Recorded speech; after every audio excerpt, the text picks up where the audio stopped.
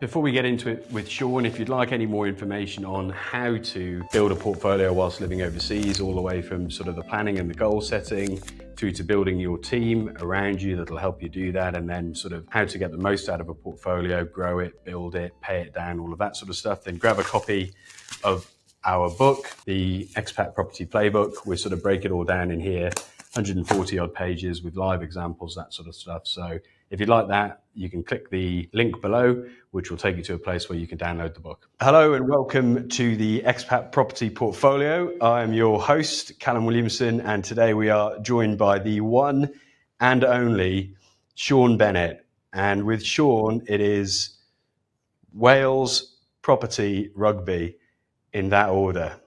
Or is it in a different order, Sean? Wales Property Rugby. I guess because we're on a property podcast, I would have to say in that order, yeah, instead of rugby first. Good, because it was, what did Gareth Bale said? What was it?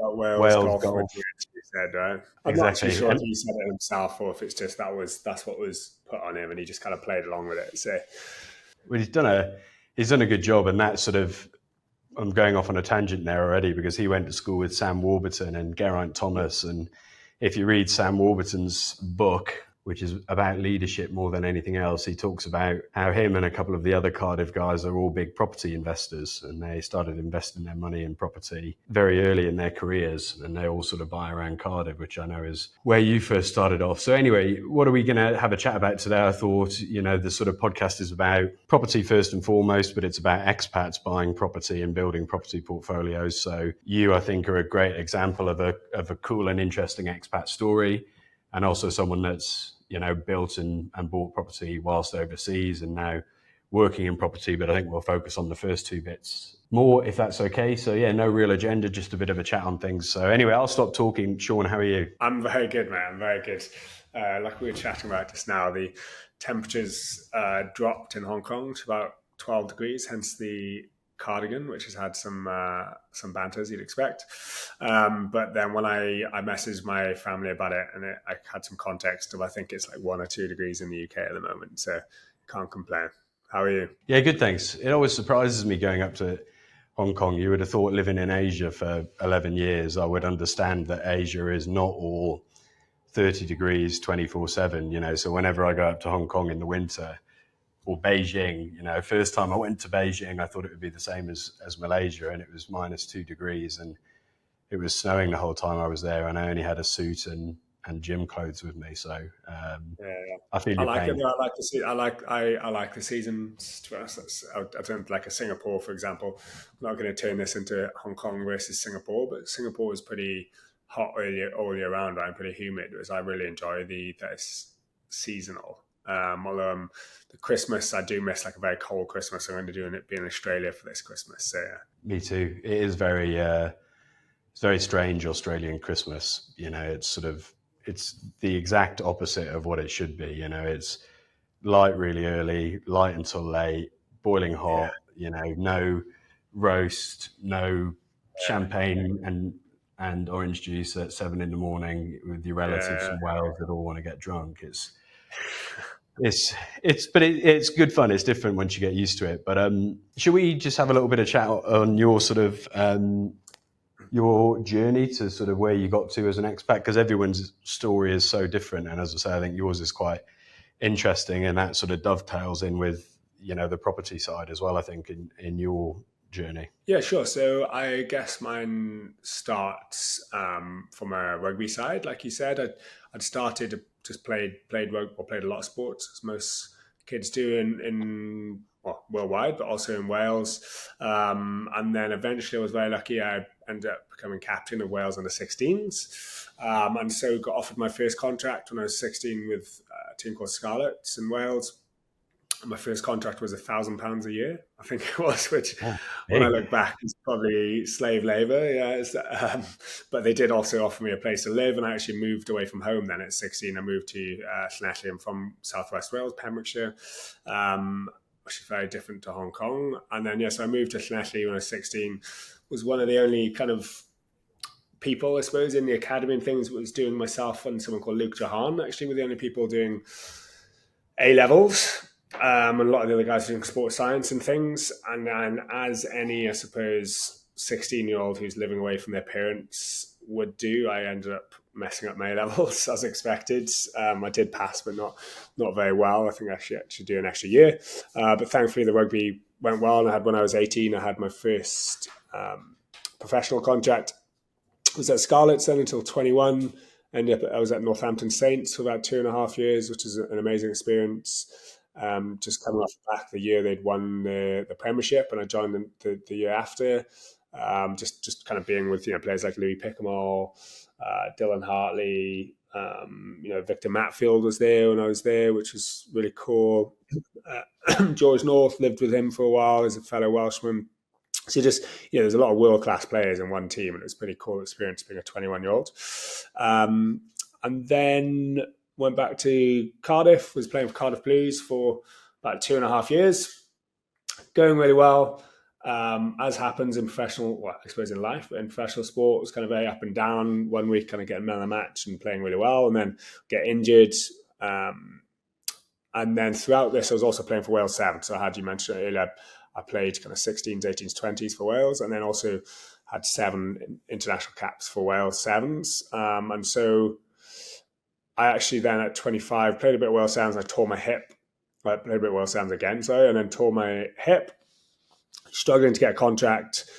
My agent at the time I'd been offered a contract in Russia, which I know I've spoken to you about before, which was came across a little bit sketchy, to be honest. They were saying they were going to pay my rent, and then they were saying, we'll pay your tax for you. And then they were like, we'll pay you in cash in USD, which was a little bit odd. Yeah, a little bit dodgy. But I just like a part of me when I look back, obviously this is 2019, so before the war.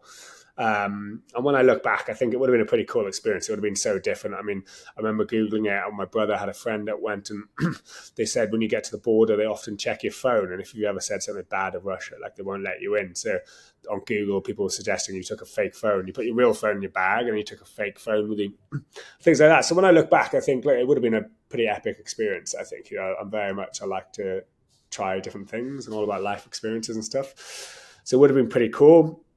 I'd actually gone to London, got to sort my visa out. About a week later, I had a message from the team in Russia saying, "Oh, look, your visa is ready to go." And then that day, I was like, have I got any other options here? My brother has been in Hong Kong for about 20 years now, so it was about 15, 16 years at the time. And a club called Valley, who my brother who's out here played for, my other brother who's in London also played for. So it was always kind of destined that it would be I'd end up playing for them, I suppose. And they came through with a contract again, can offer me free rent and things. And so in the end, I decided to come to Hong Kong. It didn't go down too well with this Russian team. They all of a sudden started kind of messaging me in Russian, which after we'd be speaking English the whole time, they started messaging me in Russian, saying things like, "Oh, classic European, classic British, like letting us down," and all these things in Russian. So I thought I was going to have some knock on the door. Agents. Yeah, exactly. Some sort of Russian agents after me and end up in a bathtub, not to be too facetious. And so Hong Kong was like, literally within a couple of weeks' notice, I was like, look, let's do it. Let's go.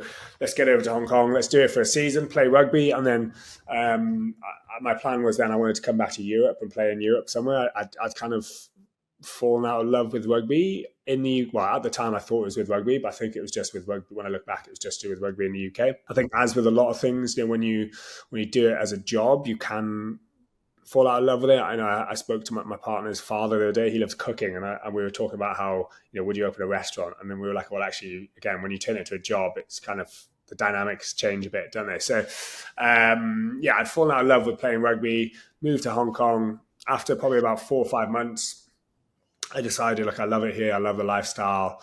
And so I decided to get a real job, I suppose. I had been doing some work experience. I'd like to think I was reasonably proactive about it. And I'd been doing some work experience my last couple of years in the UK in Cardiff. Alex Popham, I don't know if you remember him. I did quite a lot of experience with him. Good, really great guy. What was he doing? He was turning, which is a really good business. And I'm pretty sure it's still ongoing. He was turning sports sports stadiums and sports kind of arenas and venues that weren't getting used in the week. So Sapphire Gardens or Sapphire, I never know how to pronounce Sapphire Gardens, for example, in the week when it wasn't being worked, you'd turn it into like a co-working space. You could go in there. Yeah. It was also in Bath, I think the rec, I think the Bath rugby pitch they used. And so there was like, his idea was basically to turn sports stadiums and venues into co-working spaces in the week when they weren't used, which is pretty cool. And I was my first kind of experience, so he threw me in the deep end a bit. But really, really great guy. Unfortunately, he actually, not long after that, got diagnosed with early onset dementia, I think, CT, and he was like in his early 40s, which was pretty sad. But yeah, really, really good guy. Seeing him in a car park of a pub once in South Wales, and he was massive. Yeah, nice guy, and a real good rugby player. But a question on actual property is, you're talking about, and something I think this is really important with property, I think sort of your mindset and how you approach it is perhaps one of the biggest factors. You know, it's exactly the same with sport or business or anything you want to achieve in life. You know, if you want to run a half marathon, you've got to do a 5K first, and you've got to have clear goals, and your mindset about how you approach stuff is super important. And I think with property, it's the same. You know, if you want to be successful with it, you need to have a success mindset, whatever that is when it comes to property. So you were talking about, you know, playing with the likes, you know, superstars, Victor Matfield, George North, Pickelmole, those sorts of players, and being in that high performance environment. Do you notice, are there any similarities or things that, you know, come over from a high performance sports environment to a high performance wealth building, personal progression space, if you want to call it that? Yeah, it's a good question, because I guess I've always been kind of surrounded by that up until the last few years, and I definitely, you know, I'm a very big believer in rugby specifically. Kind of does mold who you are, and the kind of cliche transferable skills and all those things. You have like teamwork and all that. What I would say from a kind of high performing environment going over to a corporate environment, something I often say is actually the ability to take feedback. I often say, and I think I've spoken to you about this before, Callum, of like it's ruthless, a sports environment. You go in on a Monday and they'll print out all your tackles, plus tackles, your dominant tackles you missed, or just bad tackles, any errors you made, any drop balls, any penalties, and it's up. So everyone's seeing, and you know, you can say you don't, but you'd look at other people's, and like, you know, you're looking at yours and stuff. And then also you'll go into a team meeting later that day. If you've had a mess up, they'll bring it up on the TV screen, and they'll be like, okay, well, they'll just ask you in front of 40, 50 men, okay, what have you done wrong? Or why have you done that? Blah, blah. Or maybe you might have to get it up yourself. You might clip it yourself, and you might present it to the rest of the team. And so you definitely feel like you could, but you can't afford to get your back up and get defensive and stuff. You have to just kind of really be honest about it, take the feedback, and then move on pretty quickly, because that day or the next day you're into it, and that weekend you've got another game, right? So that kind of, there's two things. That first, that continual like cycle of review and improve is something which you just always, it's like, right, how can I go? But also the ability to take feedback and not get your back up, right? Which I think a lot of the time does take place. And it's that fine balance of which I was previously captain of a team here. And it's that fine balance of, okay, how do you drive standards, and how do you drive standards, and how do you make people know, okay, something's not good enough? But then also, how can you make people feel appreciated and get them, you know, bought into it and stuff, which is, they're all things that I kind of have quite a big passion for. And hopefully that's reflected in, you know, when I do coaching now and things like that, hopefully that's reflected, I guess. Yeah, I guess I thought there's a really good book for that, which Eddie Jones's book called, I think it was Leadership. And anyone that doesn't know, he's a sort of a world-class coach, and you know, he talks about how he does his leadership and the things you've got to do. And it, you know, when you're running a team of any sort, if you're a football manager or a rugby manager, you're basically a business manager, right? You're running a team of people that all have specific jobs to do. It's just like being in the office here, there's a team of people and they've all got specific jobs to do. Or even if you're looking at it from a property perspective, which I guess we should try and keep it on, is building a portfolio is not just you, right? You've got your mortgage person, you're managing agents, your accountants, your sourcing team, if you work with sourcing teams. So it's managing that to get the best out of them. So I think that sort of those skills, whether it's leadership or managing, are super important across the board. Talking about managing teams with Sean reminds me that if you would like to understand how you can build your own property team around you and get your property goals off the ground, stick your details in the link below and download a copy of our book. No sales, no spam. It's just good quality information based on my 11 years of being an expat and 15 years in the market and building a property portfolio whilst being overseas. So grab a copy. Let us know what you think. Now back to the episode. I think if I wanted to try and draw parallels, something that's also really struck me is I was actually when I was about 14, someone called Justin Marshall, scrum half, used to play for New Zealand. He came to my local rugby club in Narberth, and then think someone, it's a very cliche, very standard question for like a parent to ask was like, oh, what's your advice for any young players? It's like always a standard question. And I was about 14, or 15. I always remember him saying, oh, look, I truly think if you're going to do something, just do it fully and something good will come from it. And I have also tried to carry that through. It's not just stuck for me from that day, but things that have happened to me in life have kind of cemented that. And I would say that I am a true believer of that. If you do, if you whatever it is in a sports sense, but in a non-sports sense, if you do something, you do it wholeheartedly and you do a good job, then something good is going to come from it, right? You don't always know what the right decision is or what the wrong decision is. And also things will sometimes go wrong. But if you do it wholeheartedly and you try to do the best job you can, like with clients, right? Sometimes things happen in property, like my personal purchase I had in Manchester, I had a down valuation. I don't think it should have been at all. Of course, as a property, I thought I would know the best areas, right? And I think it is good. But I had a down value, and these things happen. But then it's just okay. Again, like I went back to earlier, how do you deal with it? What can you do?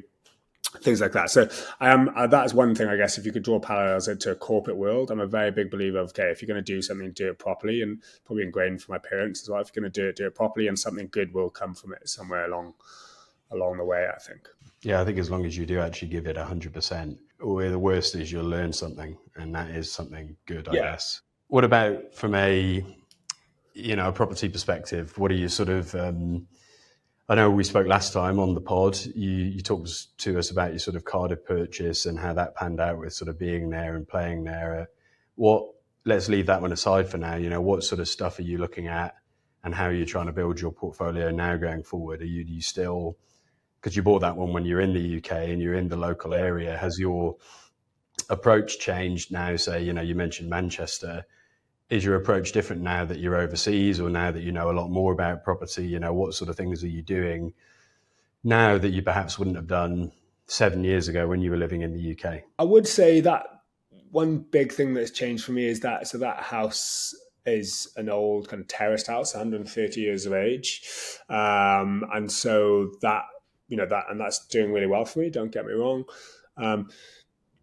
However, as I said, the place I purchased off-plan about 18 months ago is in Manchester. So what I would say is now moving overseas, it's allowed me to kind of look at the UK as more whole of market, not just the area where I grew up or the area my parents are and things like that. So moving overseas has allowed me to, I guess, look at a bit more whole of market, probably look a bit more macro before going into the micro stuff. So what I mean by that is, looking at where the government's spending these billions of pounds, where are these big corporates moving to, things like that. And then slowly, of course, you need to look at the micro. Okay, what street is it? Where does it overlook?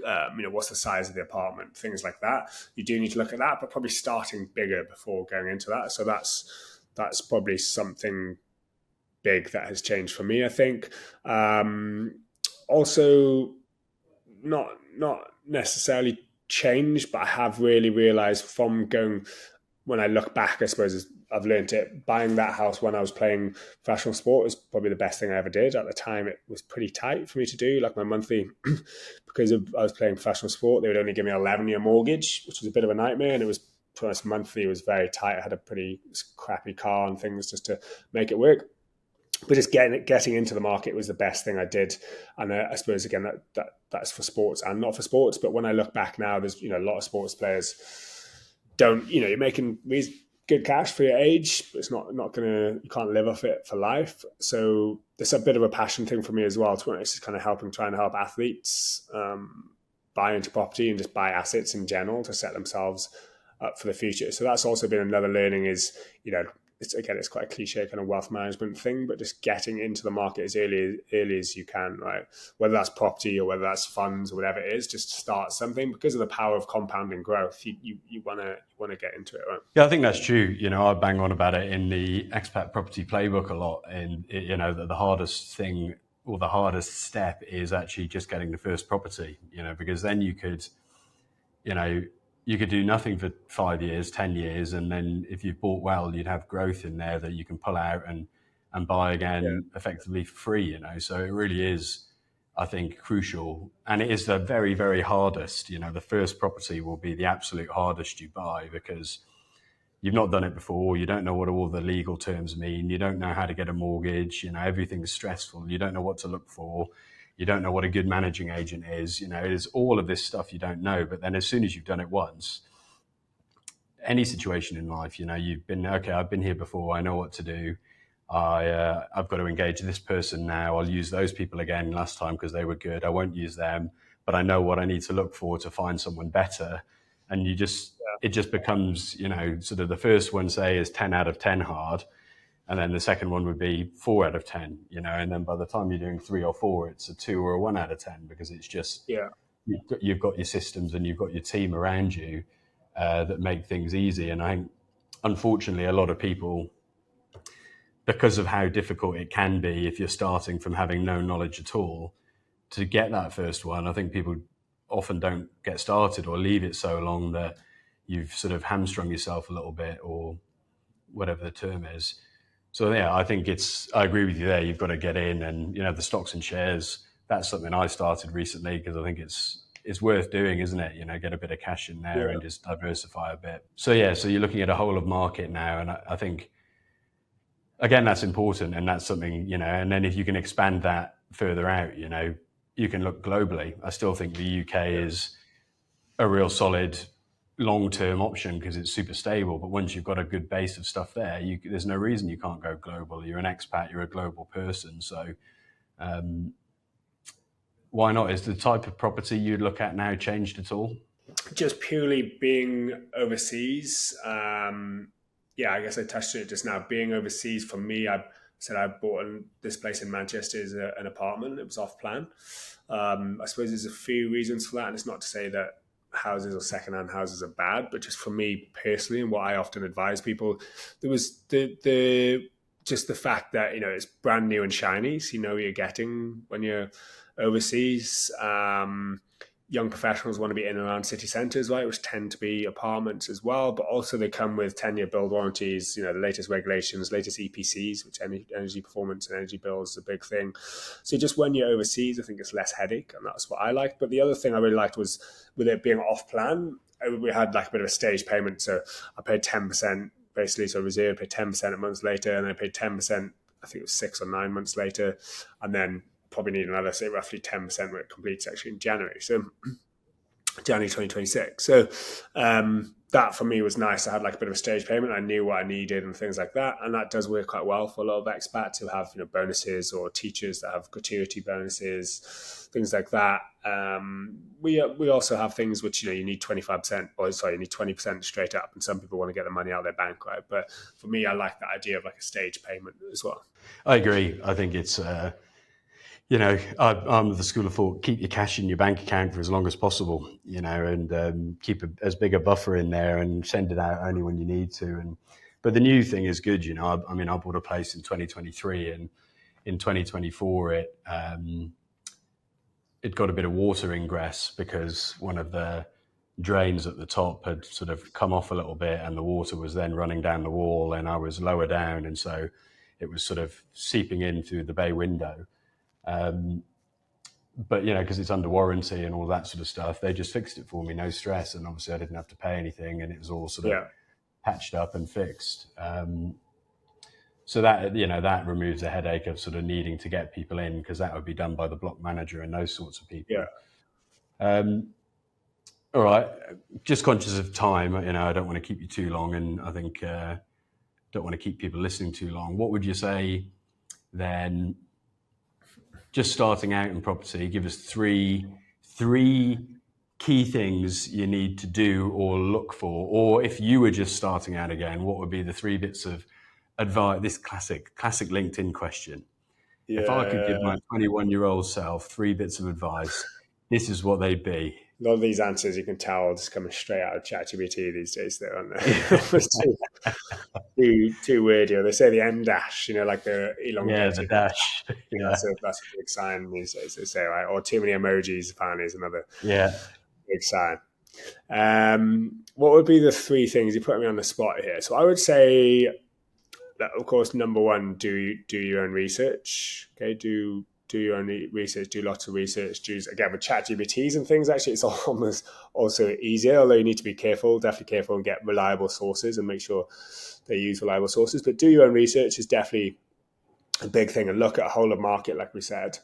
Off the back of that, work with a reputable partner, okay, like yourselves, like us, just someone that's going to kind of really hold your hand. So you have that nice balance. You've done your own research, but also someone that's been there. That's their job. That's their specialty. Just like in someone else's job, there might be a doctor, a specialist, GP, or whatever it is. Okay, but you'll then work with a specialist in their field, and they can help introduce you to certain partners.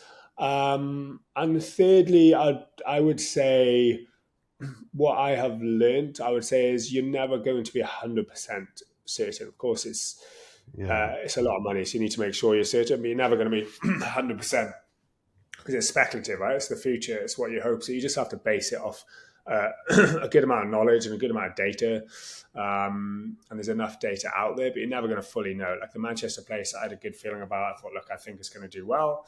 And you just got to kind of take the plunge a little bit. Of course, I'm not saying take risks when you're 50-50, but when you're in those 90% certain, take the plunge and get stuck in something. Like, again, I'm saying that for property. It's not like, say, a crypto or something where it is very speculative. Like property, people will always need somewhere to live, right? There's that supply and demand thing long term for property. But also, if World War III broke out tomorrow, which touch wood won't, but people will always need somewhere to live, and property prices, it's a hard asset, isn't it? And property prices will always come back. Nice, sage advice. Very Yeah. What sage. would be your one piece of advice?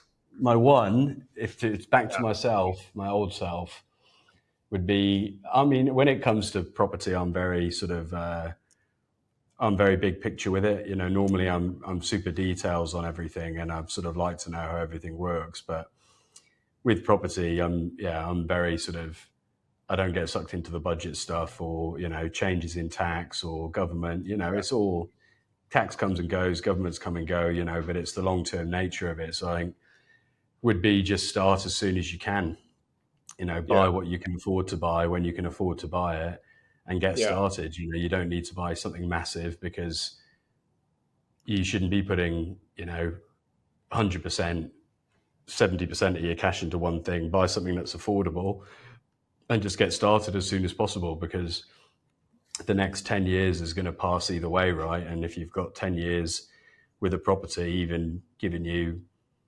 200 quid a month, in 10 years time, it all compounds, and then sort of just continue with it. It's not a one-off thing, it's an ongoing thing. So what would I say? Just get started and try to ignore the noise, and make decisions based on what you can see, not what you read or your mates down the pub tell you, which I've done. I've bought crypto just before the last crash. I bought Iraqi dinar when I thought it was going to get repegged to the dollar, and I've still got that Iraqi dinar and it's still worthless in my house. So, in retrospect, PooCoin was one, wasn't it? It did well.